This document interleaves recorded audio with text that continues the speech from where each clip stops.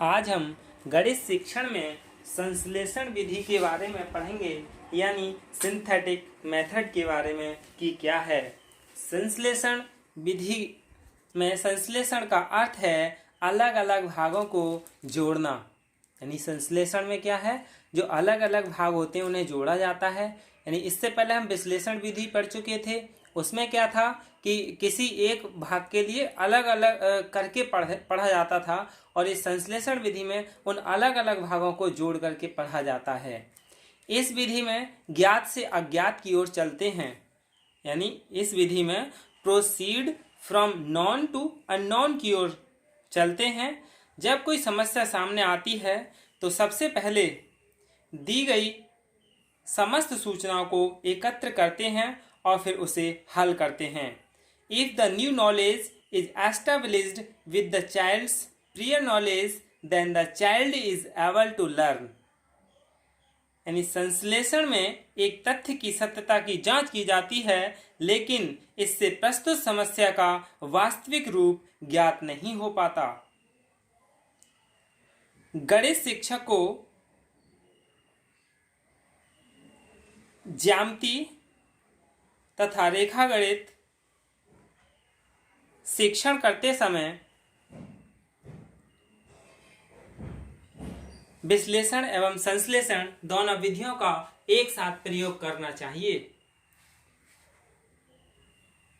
The more synthetic and relation the child's experience are the higher the level of knowledge of the child. सर्वप्रथम समस्या का विश्लेषण करना चाहिए, जिससे छात्र यह जान सकें कि कोई रचना कार्य या किसी पद का उपयोग क्यों किया गया है। यानी सबसे पहले किसका प्रयोग करना चाहिए, विश्लेषण विधि का, उसके बाद संश्लेषण विधि का, तथा समस्या का हल ज्ञात करने में इससे क्या सहायता मिलेगी यह भी हमें पढ़ना चाहिए। इस प्रकार इस विधि द्वारा प्रस्तुत हल संगठित, क्रमबद्ध तथा सरलता से समझा जा सकता है। तो इसका हम प्रयोग करके देख लेते हैं। यानी ये संश्लेषण विधि में हम ज्ञात से अज्ञात की ओर चलते हैं, तो सबसे पहले हम इसका संश्लेषण विधि का बीजगणित में प्रयोग करके देख लेते हैं। एक एग्जाम्पल ले लेते हैं। यदि a/b बराबर c/d हो तो सिद्ध कीजिए ac + 4b का whole square upon bc equal to c square plus 4bd upon dc।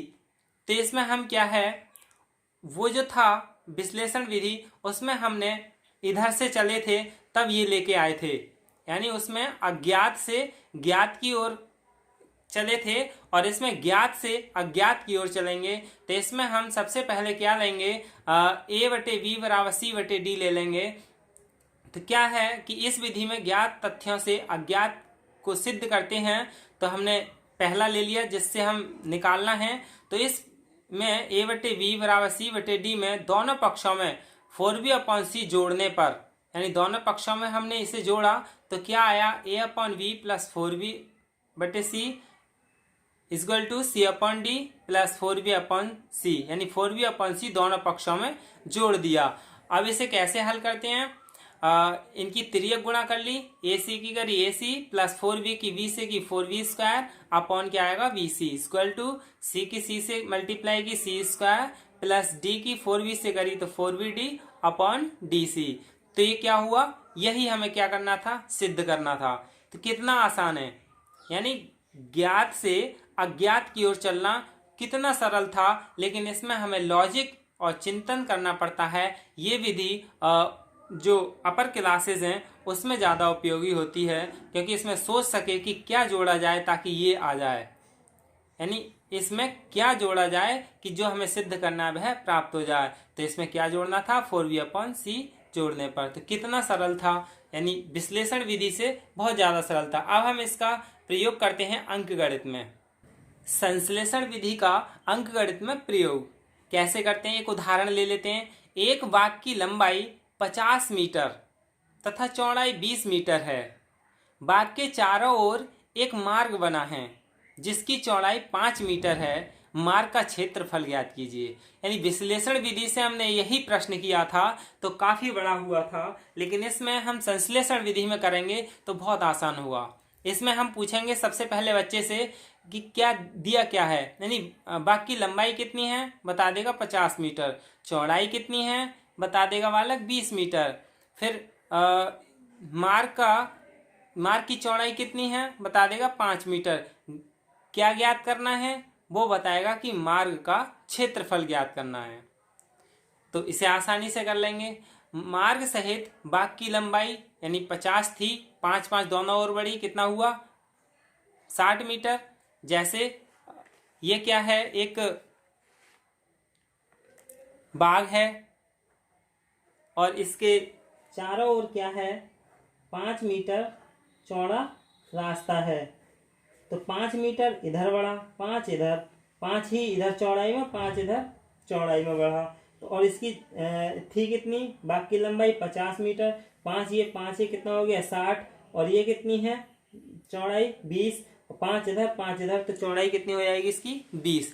तो इसी तरह से हमने निकाला मार्ग सहित बाग की लंबाई कितनी है 60 मीटर, और मार्ग सहित बाग की चौड़ाई कितनी है 30 मीटर। तो मार्ग सहित बाग का क्षेत्रफल निकाल लेंगे। मार्ग सहित बाग का क्षेत्रफल क्या होगा, चौड़ाई लंबाई गुणा चौड़ाई, यानी 60 गुणा 30 कितना होगा 1800 मीटर स्क्वायर। फिर बाग का क्षेत्रफल निकाल लेंगे। ये तो हमने टोटल का निकाल लिया, अब अकेले बाग का निकालना है। तो बाग का कैसे निकालेंगे, बाग की लंबाई कितनी थी 50, चौड़ाई कितनी है 20, तो 50 और 20 की गुणा करें कितना आएगा 1000 मीटर स्क्वायर। अब निकालना क्या है, मार्ग का क्षेत्रफल। मार्ग का क्षेत्रफल बराबर मार्ग सहित बाग का क्षेत्रफल माइनस बाग का क्षेत्रफल। तो कितना होगा 1800 में से 1000 घटाए कितने बचे 800 मीटर स्क्वायर। तो इस तरह से इसमें संश्लेषण विधि में संश्लेषण विधि का गणित में प्रयोग करते हैं। यानी संश्लेषण विधि से अपर क्लासों में पढ़ाना अच्छा होता है, लेकिन संश्लेषण विधि का प्रयोग करने से पहले हमें विश्लेषण विधि अच्छे से आ जानी चाहिए, और संश्लेषण विधि पढ़ाने से पहले विश्लेषण विधि का भी थोड़ा बहुत प्रयोग करना चाहिए, जिससे कि शिक्षण क्या है रुचिकर होता है और समझ में भी आता है। इस विधि के कुछ दोष भी हैं, यानी इस विधि के गुण भी हैं और दोष भी हैं। गुण क्या है इसके, यह विधि सरल एवं स्वाभाविक है, इसलिए इस विधि में कमजोर छात्र भी लाभान्वित होते हैं। The teacher has to prepare the students mentally व essential a relationship between new knowledge and prior knowledge. यानी ये क्या है, this method is simple and natural, hence weak students are also benefits in this method. यानी इस method में कमजोर छात्र भी लाभान्वित होते हैं। यह विधि मनोवैज्ञानिक सिद्धांतों पर आधारित है, क्योंकि इसमें ज्ञात से अज्ञात की ओर अग्रसर होते हैं। When a problem is accounted first of all collect all the information given and then solve it. Mathematics teacher should use both methods of analysis and synthesis simultaneously while teaching geometry and line mathematics. यह विधि समय एवं शक्ति की दृष्टि से मितव्ययी है, क्योंकि इसमें समय और शक्ति कम व्यय होती है। इस विधि द्वारा समस्याओं के प्रस्तुत हल व्यवस्थित होते हैं और सरलता से छात्रों की समझ में आ जाते हैं। तो ये तो क्या थे इसके गुण थे। अब हम इसके दोष जान लेते हैं, क्या दोष हैं। यह विधि छात्रों में तर्क, चिंतन और निर्णय लेने की शक्ति का विकास नहीं करती, इसलिए यह विधि उन्हें रटने पर बल देती है कि अब हमें क्या जोड़ना है, तो ये क्या हो जाता है उन्हें याद हो जाता है। यानी इसमें सूत्र याद करते हैं और सीधा सीधा हल करते हैं।